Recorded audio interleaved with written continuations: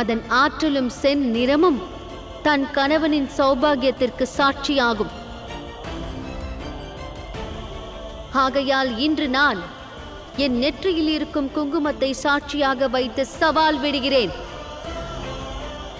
இந்த ஸ்திரீ இருக்கும் வரையில் அவளது நாராயணரை யாராலும் ஒன்றும் செய்ய முடியாது. நேரடியாகவும் முடியாது, மறைமுகமாகவும் முடியாது. போதும்,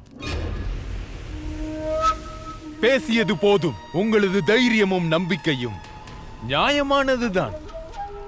ஆனால் அது எப்பொழுதுமே வெற்றி பெறாது. இந்த சிலையும் நிற்காது. நாராயணரின் தகுதியும் நிற்கப் போவதில்லை.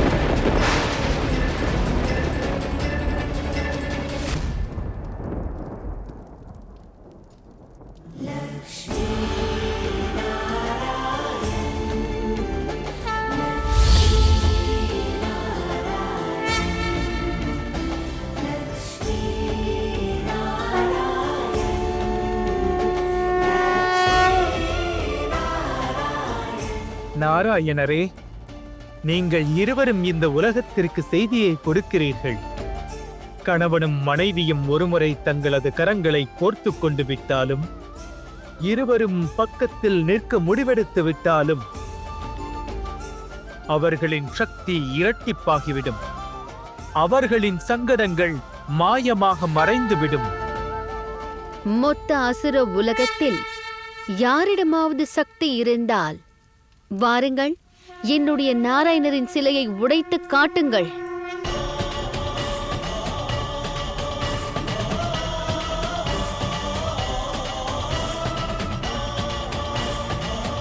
வாருங்கள். உங்கள் சக்தி என்னவென்று காட்டுங்கள். அந்த சிலையை சுக்குநூறாக்குங்கள். நில் சகோதரா, இந்த துட்ச காரியத்தை சாதாரண வீரனை செய்து விடுவான். செல், தேவி லக்ஷ்மியின் கண்களுக்கு முன்னால் நாராயணரின் சிலையையும் இவர்கள் நம்பிக்கையையும் உடைத்து விடு. இரண்டையும் அழித்து விடு.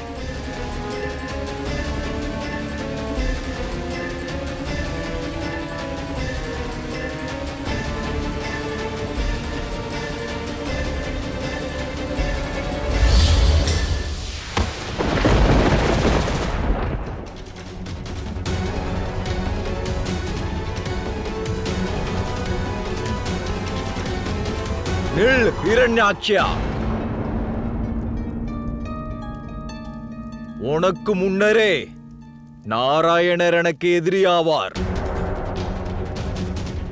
அதனால் இந்த சிலையை நான் உடைக்கப் போகிறேன்.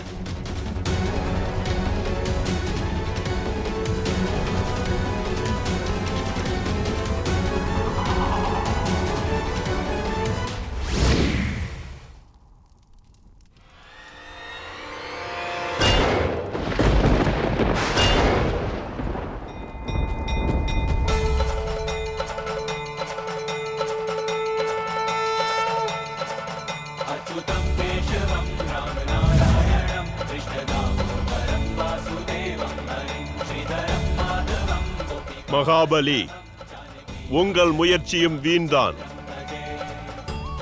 எதை நீ சிலை என்று நினைக்கிறாயோ அது வெறும் சிலை மட்டுமல்ல, என்னுடைய நம்பிக்கையாகும். ஸ்ரீ நாராயணர் மீது வைத்துள்ள நம்பிக்கை. யாராலும் அதை உடைக்க முடியாது. நில் சகோதரா, அசுரர்களின் பலம் என்னவென்று நான் காட்டுகிறேன்.